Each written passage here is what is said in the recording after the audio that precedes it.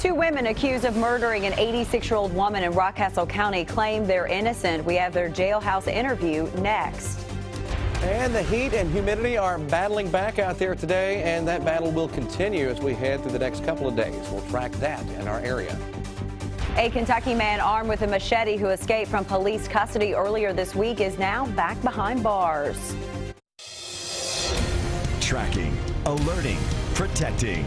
This is WKYT News at 4.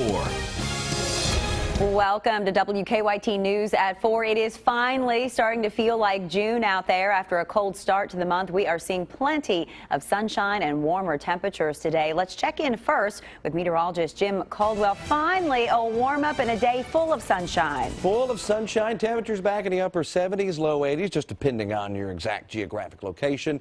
A much better day. But the problem is we're seeing that humidity jump up quite a bit as well. And we're seeing more cloud cover out there this afternoon compared to what we had earlier today. There you see Defender off in the distance, and of course the clouds that are building in as well, as they have been over the past couple of hours here in the afternoon. We have made it to 80 degrees. That's the normal daytime high for this time of year in Lexington, and we're there, 80 degrees, right on the nose. 79 down the road in Richmond, and you've got more upper 70s, low 80s showing up across eastern sections of the Commonwealth. We take a look at what Defender is showing us, and it's trying to put together a little bit of moisture over the past couple of scans out in eastern Kentucky again. This was the same location that got in on some of the showers and thunderstorms yesterday, and it would likely be the same zone that had a better chance to see it today. So we'll watch and see if we can get any more vertical development out of what we're seeing with some of the energy that's now on display down there. That would mean at least a scattered chance of a shower or two. And maybe the same thing for us here in Lexington. No, the chances are much, much smaller. But we'll continue to watch those chances over the next several days. I'll have that for you and track it hour by hour coming up in just a few minutes. Jim, thank you. We are following breaking news out of Washington, D.C. We have just learned that disability benefits will be restored for hundreds of Kentuckians after the Social Security Administration suspended them last month. The motion that was granted asked a judge to allow attorney Eric Kahn's former clients to continue receiving disability payments until a government review process is complete. The government claims Kahn used false information to secure benefits. We'll have more on this story coming up on WKYT.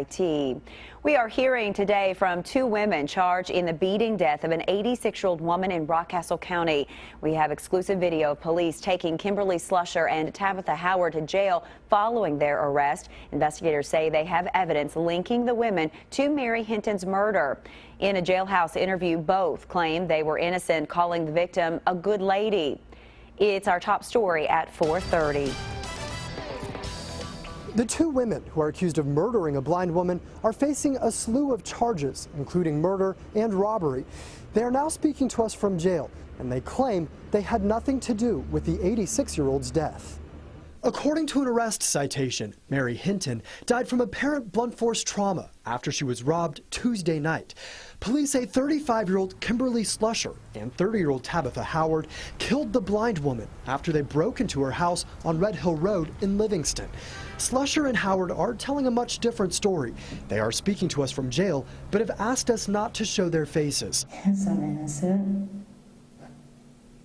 I wasn't raised that way. I respect my elderlies.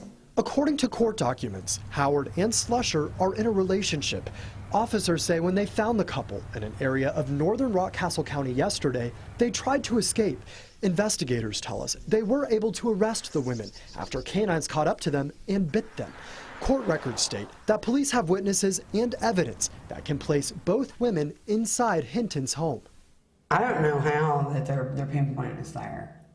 All I know is we didn't kill Mary Hinton. The women will answer to the murder charges for the first time in courts on Monday morning. In Rockcastle County, Mark Barber, WKYT.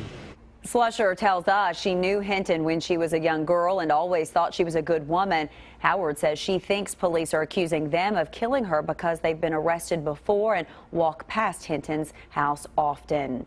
A jail escapee who took off in Estill County earlier this week armed with a machete is now back in custody. State police arrested 37-year-old Jason Gay this morning on Eck Hollow Road. Investigators say he was caught after someone in the area saw him on a bicycle and recognized his description. Gay escaped while being taken being taken to a court hearing. Police say he stole a nearby truck and took a machete from it. He's now facing several more charges, including escape. We are working on a number of other stories for you on WKYT starting at 4:30. Sam Dick joins us now from the newsroom with a look at some of the news in progress. Hi, Sam. Good afternoon, Amber. A Richmond police officer is recovering today after a crash. It happened on Lexington Road yesterday afternoon. The Richmond Register reports a truck slammed into the officer's cruiser after the driver was blacking out. The driver of the truck then crashed into an electric pole near an automotive shop. Both drivers were taken to the hospital. They are both expected to recover. Lieutenant Governor Crit Llewellyn was in Anderson County today to help break ground on an expansion at Four Roses Distillery. The Lieutenant Governor joined local leaders and company officials to mark the start of adding 2 new buildings and new equipment, which will double the size of the distillery and annual production. The expansion is an investment of $34 million and will bring more than a dozen new jobs to the county.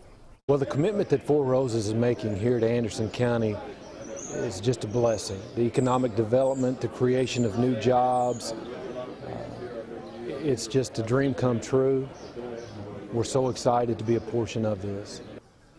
To store all the increased production, Four Roses announced they will build 4 new warehouses at their Bullitt County warehouse and bottling facility. And that's a look at some of the stories we're following in progress. Amber, back to you.